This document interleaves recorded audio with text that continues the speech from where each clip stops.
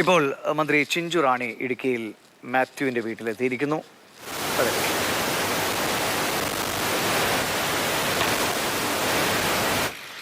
റോഷി അഗസ്റ്റിനും ചിഞ്ചു റാണിയും കൂടിയാണ് മാത്യുവിനെ കാണാനെത്തിയത്. മാത്യു എന്ന കുട്ടി കർഷകന്റെ പശുക്കൾ ചത്തത് വലിയ വാർത്തയായിരുന്നു. ജയറാം എല്ലാം ചെയ്ത്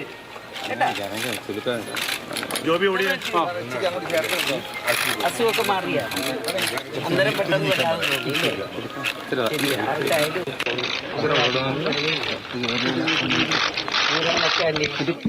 എല്ലാ ഡോക്ടർമാരെയും നമ്മൾ ഏർപ്പാട് ചെയ്തിരുന്നു. അവരെല്ലാം ചെയ്തു തന്നില്ലേ?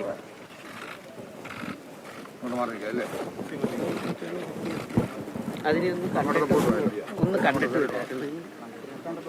പുറത്താണ് അഴിച്ചു കെട്ടിയ എല്ലാത്തിനും. അകത്തിരിക്കുന്ന ചെറുതാണ്.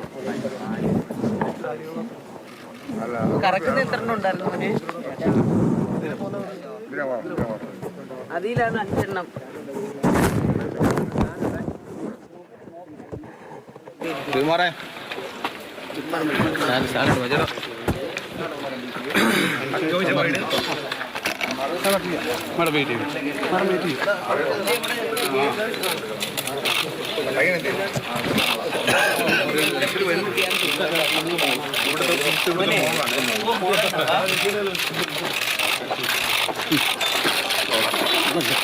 അമ്മങ്ങളെ കയറ്റിട്ടോ,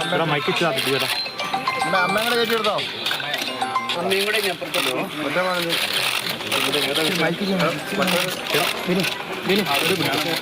നിങ്ങൾക്ക് എന്തുവാണ് അറിയേണ്ടത്?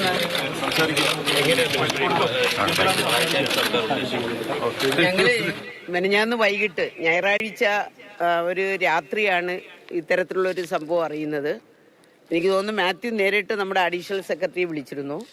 അവിടെ നിന്നാണ് പെട്ടെന്ന് തന്നെ ഡോക്ടർമാരെയൊക്കെ വേണ്ടുന്ന ഏർപ്പാടും എല്ലാം ചെയ്തു കൊടുത്തത്. നമുക്കറിയാം 13 പശുക്കളാണ് ഒരുമിച്ച് മരണപ്പെടുന്നത്. നമ്മെ സംബന്ധിച്ച് ഒരു അത്ഭുതത്തോടു കൂടിയാണ് അങ്ങനെ ഒരുമിച്ച് അത്രയും പശുക്കൾ നമ്മുടെ കേരളത്തിലെ ഈ ഗവൺമെൻറ് അധികാരത്തിൽ വന്നതിന് ശേഷം മരണപ്പെട്ടിട്ടില്ല. അപ്പോൾ അത് നമുക്ക് എന്തുവാന്ന് അടിയന്തരമായിട്ട് അറിയണമായിരുന്നു. നമ്മൾ ഡോക്ടർമാരെ ചുമതലപ്പെടുത്തി പോസ്റ്റ്മോർട്ടം നടത്താനുള്ള സംവിധാനം ഒരുക്കി കൊടുത്തു. ഇതിനെ മറവ് ചെയ്യാനുള്ള സംവിധാനം ഒക്കെ ഒരുക്കി. അപ്പം നമുക്കറിയാം ചീനിത്തൊലിയാണ് കൊടുത്തത്. അതിനകത്ത് പലപ്പോഴും ചീനിക്കകത്ത് കട്ടുള്ളത് നമുക്ക് നല്ലതുപോലെ അറിയാം. നമ്മൾ പണ്ടൊക്കെ ചീനി വിഴുങ്ങുമ്പോൾ ഉള്ള പ്രശ്നങ്ങളൊക്കെ നമുക്കറിയാവുന്നതാണ്.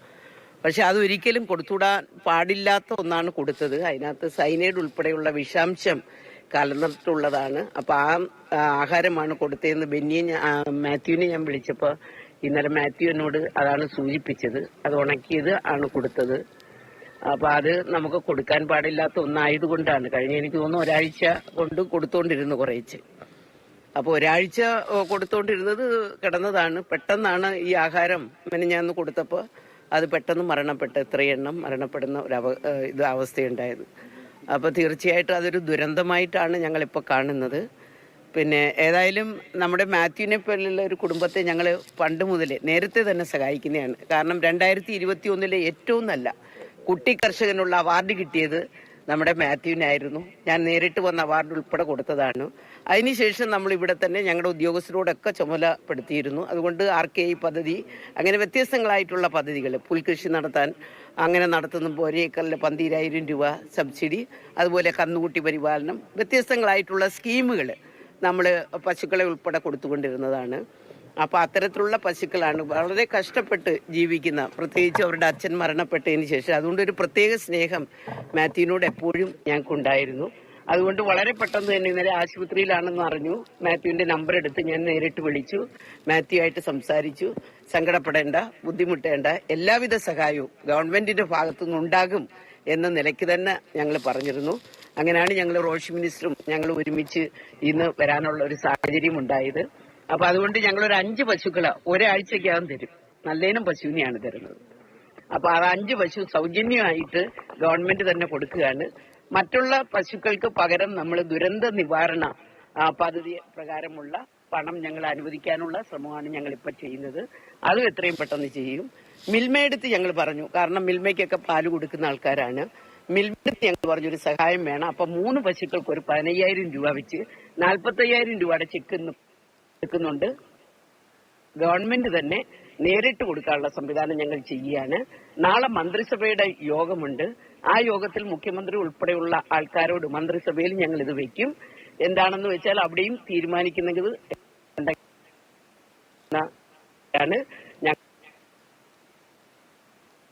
പ്പെട്ട പശുവിനേക്കാളും മെച്ചമായ നിലയ്ക്ക് ഇനിയും ഈ പശുക്കളെ വളർത്താനുള്ള സൗകര്യവും സംവിധാനവും ഒക്കെ ഞങ്ങൾ മാത്യുവിന്റെ കുടുംബത്തിന് ചെയ്തു കൊടുക്കുകയാണ്.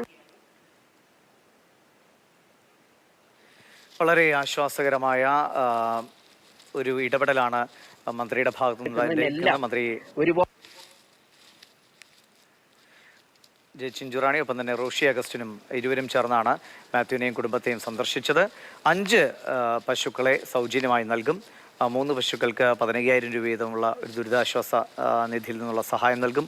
മിൽമയുടെ ഭാഗത്തുനിന്നും സഹായം ഉണ്ടാകും. തുടർന്നും ഈ കൃഷി മുന്നോട്ട് കൊണ്ടുപോകാനുള്ള എല്ലാവിധ പിന്തുണയും സർക്കാരിൻ്റെ ഭാഗത്തു നിന്നുണ്ടാകുമെന്ന് മാത്യുവിന് ഉറപ്പ് നൽകിയിരിക്കുകയാണ്.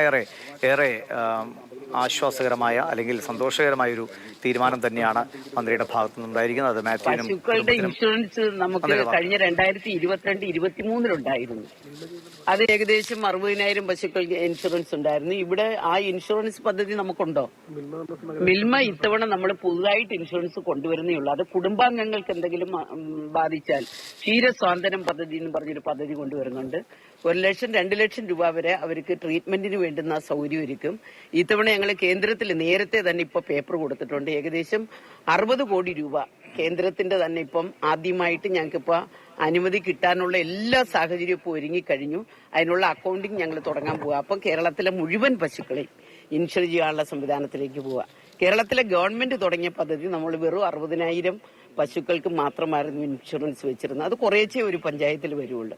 എന്തായാലും മാത്യു അതിനൊന്നിനും ഇൻഷുറൻസ് ചെയ്തിട്ടില്ല. അപ്പൊ അതിന് പകരമാണ് മാത്യുവിന് പശുക്കളെ കൊടുക്കുന്നതും. ഇനി ഞങ്ങൾക്ക് സ്കീമുകൾ എല്ലാ വർഷവും 5 പശുവിന്റെ 10 പശുവിന്റെ 20 പശുവിന്റെ സ്കീമുകളുണ്ട്. അതെല്ലാം ഓൺലൈനിലൂടെയാണ് ആപ്ലിക്കേഷൻ കൊടുക്കേണ്ടത്. അത് വല്ലതും വേണമെങ്കിൽ അത് നമുക്ക് കൊടുക്കുന്നതിന് ഒരു ബുദ്ധിമുട്ടുമില്ല. തൊഴുത്തിന് 1.25 എത്ര കൊടുത്ത 1.5 ലക്ഷം കഴിഞ്ഞോടെ ഞങ്ങളിപ്പോ ഗവൺമെന്റ് സ്കീം കഴിഞ്ഞു കഴിഞ്ഞപ്പോ ഞാൻ മിൽമയോട് പറഞ്ഞു ഒരു തൊഴുത്ത് നിർമ്മിച്ചു കൊടുക്കണമെന്ന് പറഞ്ഞു. അവരാണ് ഈ 1.5 ലക്ഷം രൂപ കൊടുത്തത്. ബാക്കി എത്ര ആയെന്നുള്ളതൊന്നും പിന്നെ ഒരു പരാതിയായിട്ടൊന്നും ഇതുവരെ കിട്ടിയിട്ടില്ല.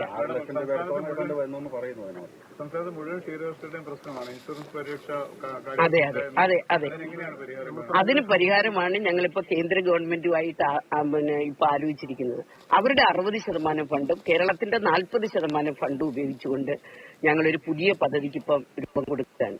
അപ്പൊ അത് കഴിഞ്ഞു. അപ്പൊ ഞങ്ങളൊരു അക്കൗണ്ടിങ് സിസ്റ്റം ഉണ്ട്. അത് തുടങ്ങിക്കഴിഞ്ഞാൽ അവരുടെ ഫണ്ട് വന്നു കഴിഞ്ഞാൽ നമ്മുടെ കേരളത്തിന്റെ ഫണ്ടും കൂടെ വെച്ചിട്ട് മുഴുവൻ കേരളത്തിലെ ക്ഷീരകർഷകർക്കും ഇൻഷുറൻസ് കൊടുക്കാനുള്ള സംവിധാനം. ചിലപ്പോൾ ഒരു വർഷം ഒരു മൊത്തത്തിൽ ഇത്രയും 60 കോടിക്കൊന്നും നമുക്ക് ചെയ്യാൻ പറ്റത്തില്ല.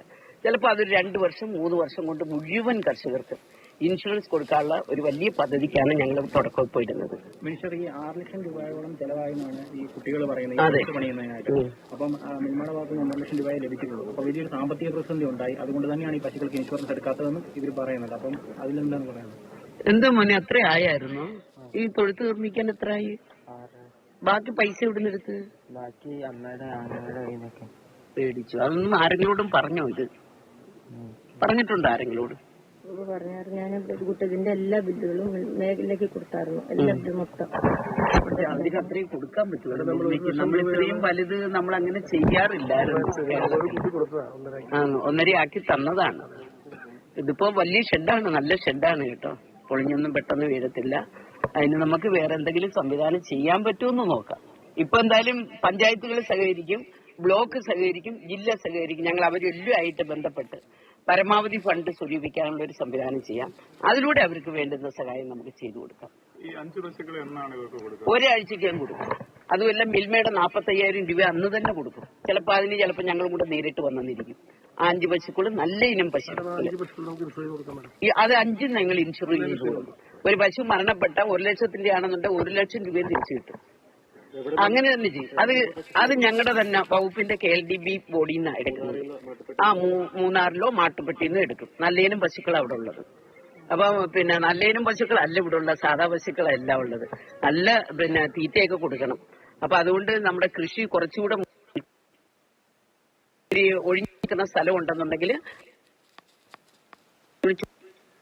പിന്നെ ഒന്ന് ചെയ്യേണ്ടുന്ന ഈ സ്റ്റാഫ് കട്ടർ മേടിക്കണം. കാരണം ഈ എന്താണ് പൈനാപ്പിളിന്റെ ഇത് കട്ടി നല്ല പാലാ കിട്ടുന്ന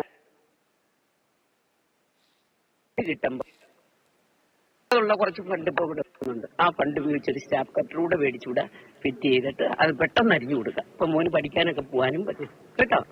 ശരി മോനെ, എല്ലാ സഹായം ചെയ്യും, ഒരു ബുദ്ധിമുട്ടും വരത്തില്ല. ഓക്കെ. ഈ കാലിത്തീറ്റയുടെ ഒരു ഗുണമേന്മ കുറവ് മൂലം പശുവിന് പാല് കുറയുന്നുണ്ടെന്ന് ഈ കുട്ടികൾ പറയുന്നുണ്ട്.